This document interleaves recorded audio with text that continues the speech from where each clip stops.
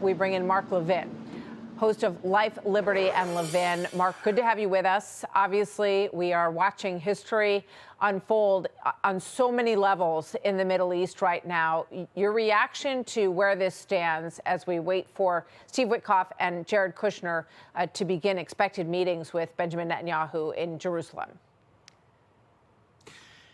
Well, thank you, Martha. You know, there's a genius to this with these different phases, phase 1 and 2. In phase 1, the release of the hostages, and unfortunately, the release of a lot of these deadly prisoners. But phase 2 is going to be the key, as some of the people have mentioned earlier on the network. What happens to Hamas here? What exactly is going to happen with Hamas? We don't know. And that's very, very important.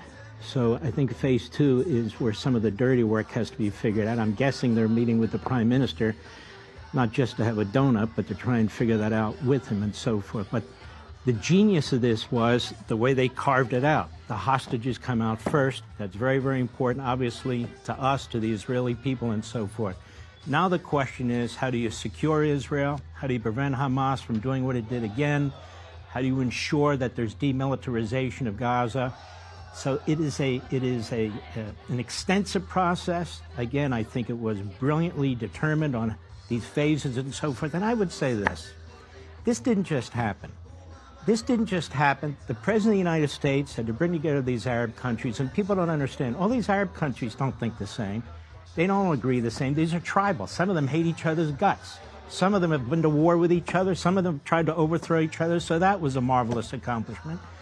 And in addition to that, the Israelis, if the Israelis hadn't defeated Hezbollah, hadn't defeated Iran with the president bombing out those nuclear sites, putting the Houthis in their place, even though now and then they fire off a missile, and today have the city of Gaza surrounded, ready to destroy them, I don't know that we'd be here today. That's a point I wanted to make. And the other point I wanted to make, boy, does an election make a difference. You have Donald Trump, who stood with Israel 100%. You have Donald Trump, who prevented this arms embargo that the Biden regime was involved in. You had Donald Trump, who shut off the money to Iran when the Biden regime was funding their military directly and indirectly. You had Donald Trump that made it clear those hostages are coming out. You're not going to have nuclear weapons. And he meant what he said, and he did what he wanted to do, what he said he would do against, people in our own country, the Democrats, the media, the isolations, and so forth. This is a great leader, Donald Trump. And for Israel, Netanyahu, who has been a great, great leader and military leader, because let's keep something in mind.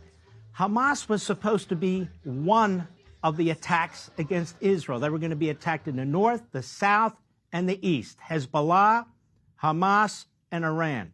In this tiny country of 9 million people, surrounded, basically defeated Hezbollah, defeated Iran in 12 days, and has Hamas surrounded in urban warfare like we had to fight in Iraq. And so I don't think our media gives enough credit to Benjamin Netanyahu as they try to destroy him. I don't think anybody gives Donald Trump enough credit. He deserves it. People talk about a Nobel Peace Prize.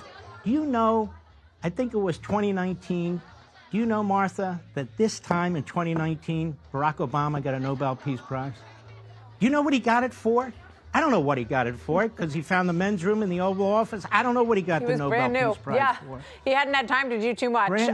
Just by getting elected, he got a Nobel Peace Prize, essentially, and that prize will be announced tomorrow. I think there are obviously a lot of people who think that President Trump should be getting it based on the really incredible, unprecedented nature of the shift in the Middle East. And as you're so right, Mark, you see these Arab nations who have differences coming together. You see Iran isolated to the point that we have not seen in my lifetime. And Hamas, basically had to give in to this deal because they don't have anyone supporting them at this point. They're extremely isolated, extremely decimated militarily. And I think that, this was the least worst choice for them at this time. I just want to put one quick thing up here, which is this Quinnipiac polling. And I think you already touched on what I think your answer is going to be about why this is. But when you look back at August of 2025, or excuse me, November 2023, do your sympathies lie more with Israelis or Palestinians? This is a Quinnipiac poll. And back in November of 2023, Americans said plus 30 to the Israeli sympathies support side.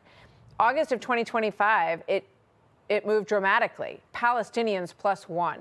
What's your thought on that, Mark, before I let you go? Well, it's frightening. Propaganda works.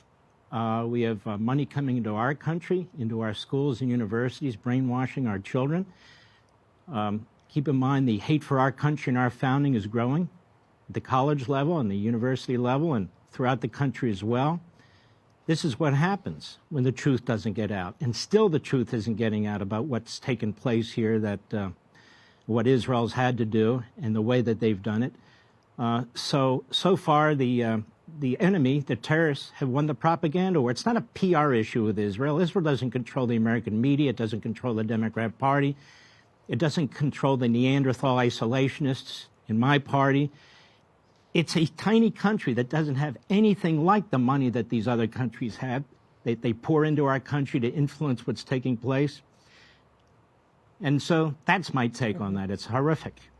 Mark, thank you very much. We'll all be glued to every movement in the next few days and hoping, all of us, for the moment when we see these hostages returned home to their families who have been waiting for them in Jerusalem. And we remember the Americans who were killed in the process of October the 7th, who did not get a lot of attention over the last several years in many ways. Mark, thank you very much. Always good to have you with us. Thank you. Hey, Sean Hannity here. Hey, click here to subscribe to Fox News YouTube page and catch our hottest interviews and most compelling analysis. You will not get it anywhere else.